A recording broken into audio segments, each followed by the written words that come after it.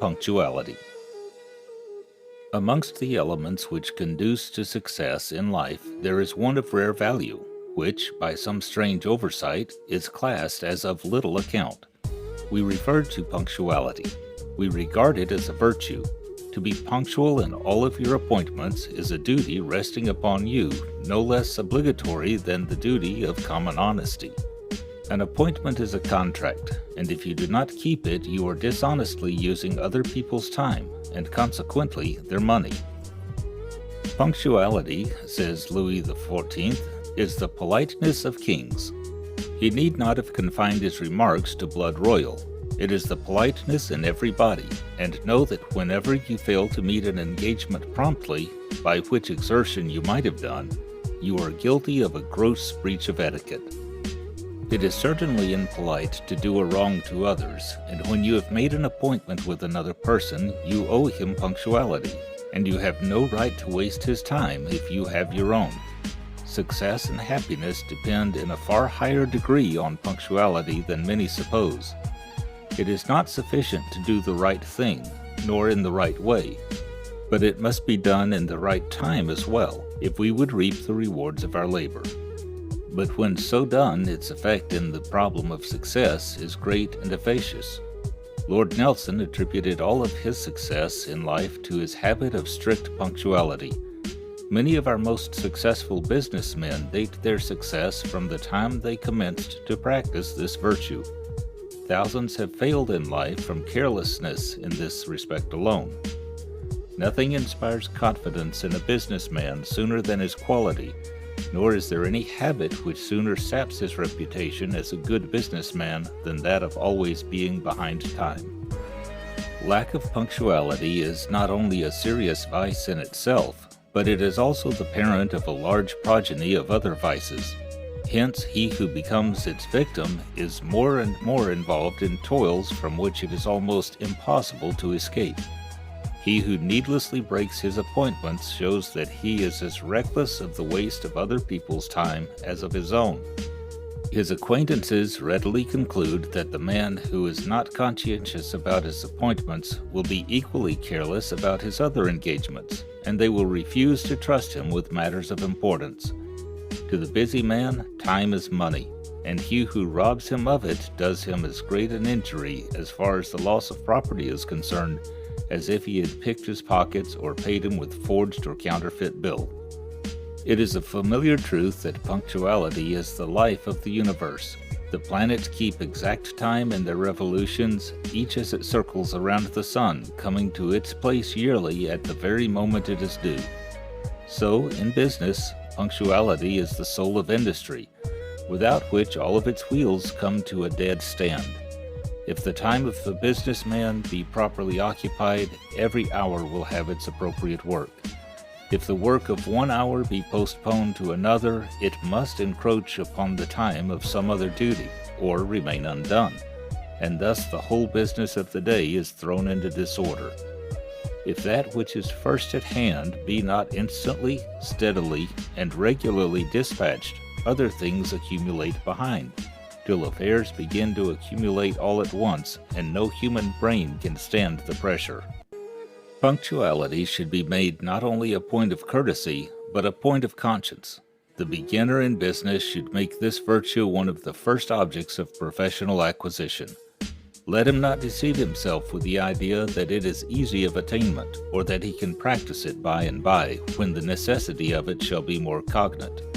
If in youth it is not easy to be punctual, then in after life, when character is fixed, when the mental and moral faculties have acquired a rigidity, to unlearn the habit of tardiness is almost an impossibility.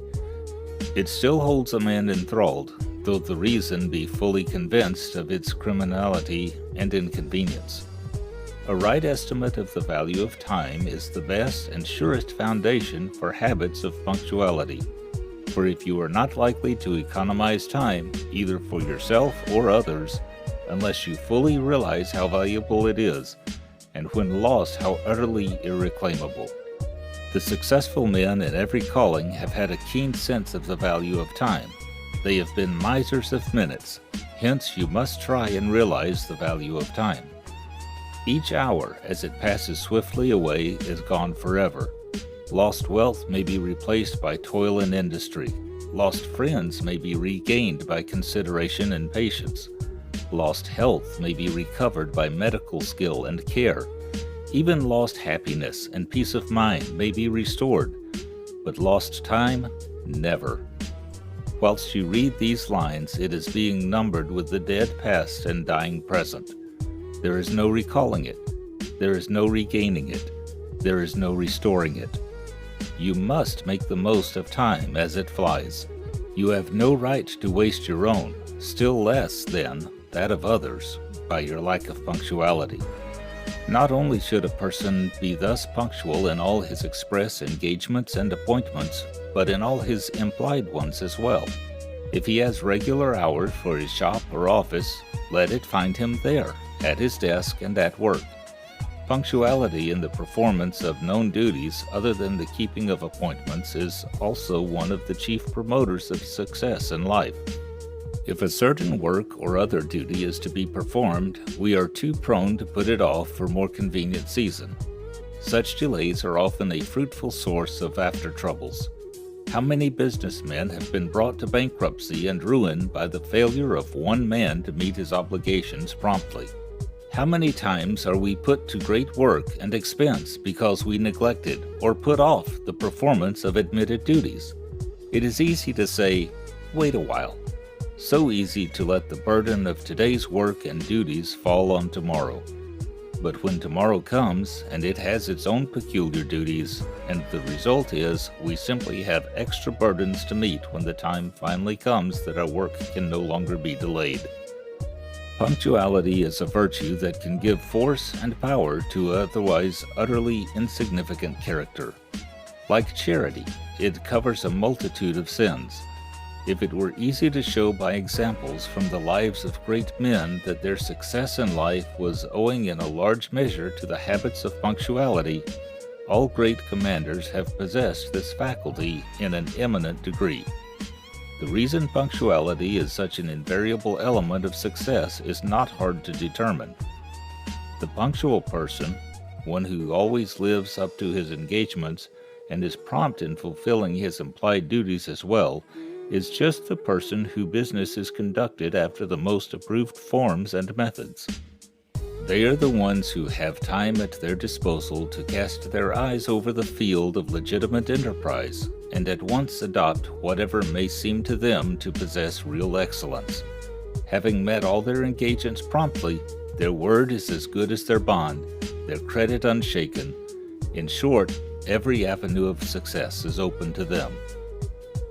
But with those persons who are habitually behind in the fulfillment of their duties, their business is generally in a very unsettled state.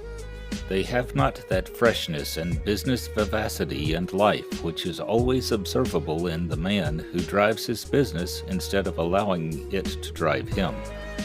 What wonder then that they sink beneath the load of accumulated cares, give up the great battle of life in despair, and are content to fill a subordinate place in the economy of the world. Would that young men thought more of what is involved in punctuality. It is not merely the being on time, but it imports such a habit that, carried into life, it is one of the main instruments in making real youthful dreams of success. It is that which makes business a pleasure instead of a drudgery. It is that which goes so far in building up a reputation of sagacity, skill, and integrity.